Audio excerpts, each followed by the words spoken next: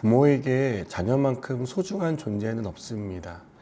세상에 무엇과도 바꿀 수 없는 유일한 대상이 있다면 자녀일 것입니다. 그런 자녀가 단 한 명뿐이라면 그 부모에게 그 자녀는 얼마나 소중한 존재이고 애지중지하며 키우는 자녀이겠습니까? 이런 자녀를 누군가를 위해 희생시켜야만 한다면 선뜻 나서는 부모는 없을 것이라고 생각됩니다. 그런데 하나님은 하나뿐인 아들을 우리를 위해서 희생시키셨습니다. 하나님이 이렇게 하신 이유는 우리를 너무 사랑하시기 때문입니다. 하나님의 사랑은 절대 추상적이거나 말뿐인 사랑이 아니라는 것을 아들을 주심으로써 우리에게 보여주셨습니다.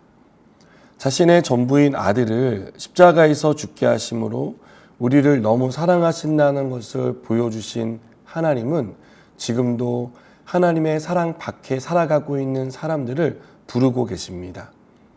그들은 어두운 가운데 머물러 있습니다.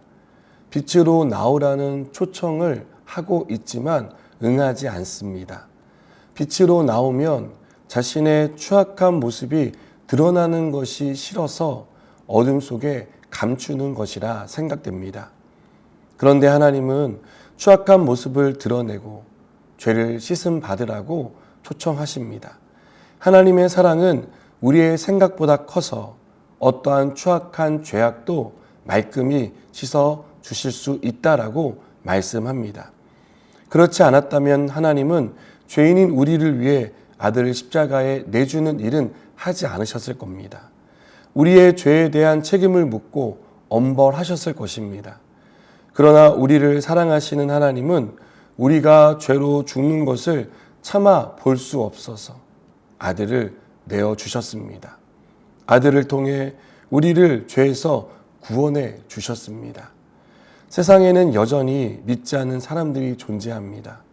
우리 주위만 하더라도 가족 중에 어떤 사람들, 또 우리 친한 친구 중에 몇몇 친구들, 우리 이웃들, 직장 동료들 할 것 없이 여전히 예수님께 나오지 않는 사람들이 있는 것을 봅니다.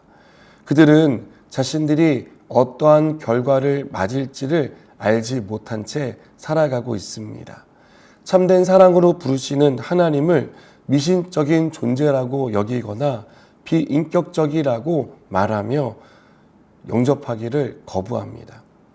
하나님은 이런 수모를 받으면서까지 참고 기다리십니다. 돌아오라고 애타게 부르고 계십니다. 사랑하지 않으면 할 수 없는 행동입니다. 너무 사랑하기에 포기할 수 없는 것입니다. 이러한 하나님의 사랑을 먼저 받은 우리가 해야 할 일은 너무나 분명합니다. 세상을 향해 하나님의 사랑을 전하는 것입니다. 외치는 것입니다.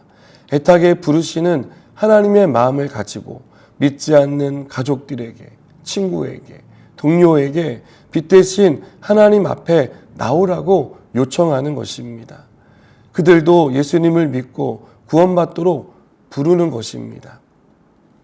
여전히 우리 주변에 믿지 않는 가족과 친구와 이웃을 생각하며 그들이 하나님의 사랑을 받아들이고 예수님을 믿을 수 있도록 복음을 전하는 저와 여러분이 되었으면 좋겠습니다. 기도하시겠습니다. 하나님, 우리를 너무 사랑하셔서 아들을 주신 그 사랑을 잊지 않게 하시고 우리도 받은 사랑을 전하며 살아가게 하여 주시옵소서. 예수님의 이름으로 기도드립니다. 아멘.